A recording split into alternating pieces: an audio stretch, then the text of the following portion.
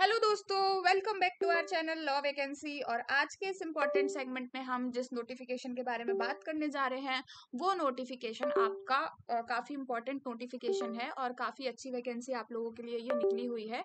और ये वैकेंसी आपकी Baba Farid university of health sciences Faridkot में निकली है। पंजाब की आपकी ये वैकेंसीज निकली हुई हैं। और जैसा कि इसमें आप देख सकते हैं कि लॉ ऑफिसर ग्रेड सेकेंड की इसमें वैकेंसी निकली हुई है। तो इसमें इन्होंने वैकेंसी निकाल रखी है लॉ ऑफिसर्स की। और ये वैकेंसी टोटली परमानेंट बेसिस की जॉब है और साथ में आपकी एक्सपीरियंस बेस्ड जॉब रहने वाली है। तो आज की वीडियो में हम इसी से रिलेटेड सारी बातों को डिटेल से जानेंगे।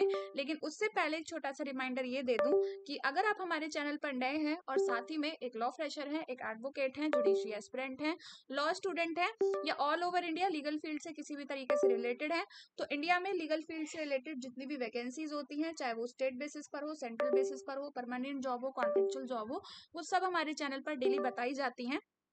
इसीलिए आप हमारे चैनल को सब्सक्राइब कर लें एंड बेल आइकन को प्रेस कर दें ताकि डेली बेसिस पर जो भी नोटिफिकेशंस आ रहे हैं वो आपसे मिस ना हो। तो ये जो नोटिफिकेशन है ये आपका Baba Farid university of health sciences ने निकाला है फरीदकोट में। और ये वैकेंसी आपकी टोटली परमानेंट बेसिस की जॉब रहने वाली है। लॉ ऑफिसर ग्रेड सेकंड की आपकी ये वैकेंसी है जिसमें आपकी 4 पोस्ट पर वैकेंसी निकाली गई है।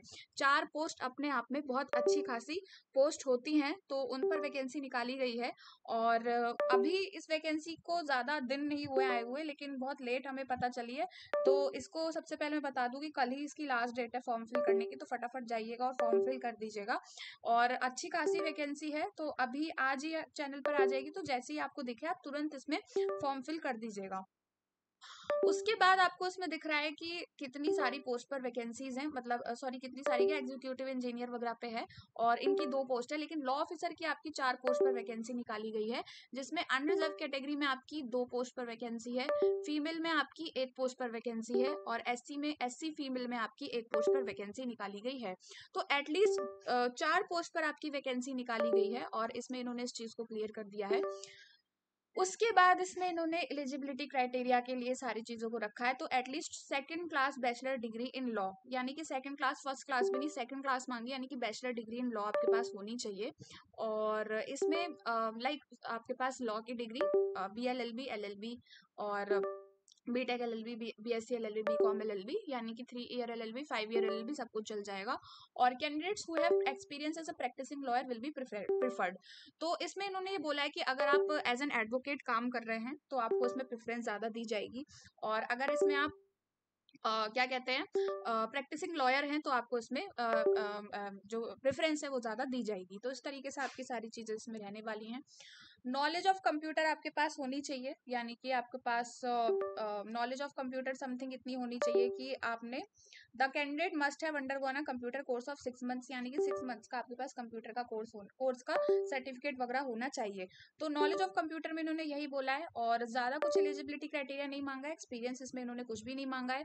और पोस्ट क्वालिफिकेशन एक्सपीरियंस इसमें बिल्कुल भी मेंशन नहीं किया गया है, तो इस चीज़ को मैं बिल्कुल भी सर्टिफाई नहीं कर पाऊंगी कि ये आपकी एक्सपीरियंस बेस्ड जॉब है, तो ये फ्रेशर्स की आपकी जॉब रहेगी। उसके बाद इसमें टर्म्स ऑफ इंक्रीजिंग वैकेंसीज वगैरह ये सारे टर्म्स एंड कंडीशंस हैं, तो थोड़े बहुत मैं आपको क्लियर कर देती हूँ इसमें। तो the university has right to increase और decrease the number of post. तो इसमें इन्होंने बोला है कि यूनिवर्सिटी के पास राइट है इंक्रीज करने का, डिक्रीज करने का नंबर ऑफ पोस्ट को। और पे स्केल्स आपके as per 7 CPC Punjab government की आपकी जॉब है उसके अकॉर्डिंग आपके इसमें पे स्केल्स रहेंगे। और इंस्ट्रक्शंस आपके वही हैं कि इसमें जो वाइड ऑर्डर डेटेड है जो भी है, knowledge of Punjabi, the candidates must have Punjabi up to matriculation और its equivalent at the time of applying.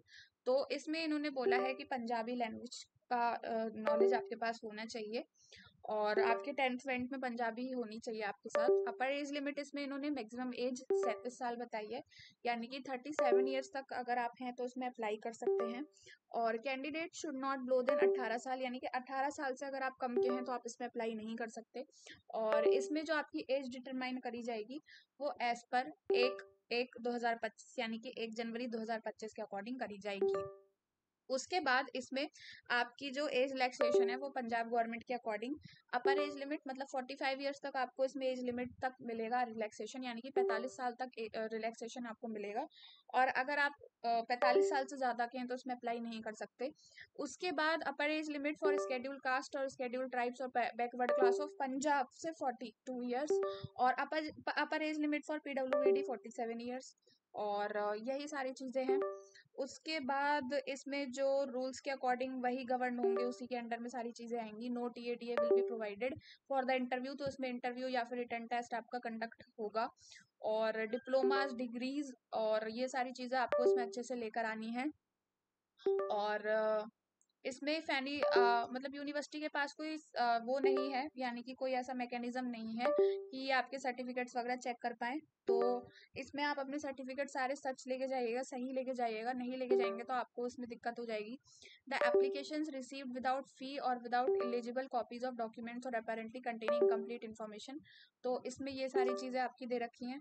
Applicant must possess the requisite qualification by last date of recipient of application. Candidates already in service must prove their application. तो इसमें जो service में है वो भी अपनी application form fill कर सकते हैं।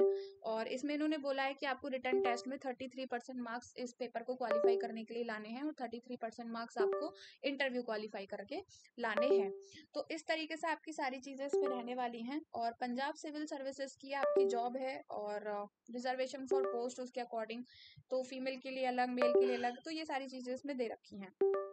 तो ये नोटिफिकेशन काफ़ी ठीक ठाक है, बस पंजाबी लैंग्वेज का थोड़ा इसमें बैरियर है, क्योंकि पंजाबी जहाँ भी होती है वहाँ बैरियर आपका लग जाता है। तो ये नोटिफिकेशन आपको हमारे टेलीग्राम चैनल पर मिल जाएगा, और अगर आप एलिजिबल हैं तो उसमें ज़रूर अप्लाई करिएगा। टेलीग्राम चैनल का लिंक आपको हमारे वीडियो के डिस्क्रिप्शन बॉक्स में मिल जाएगा।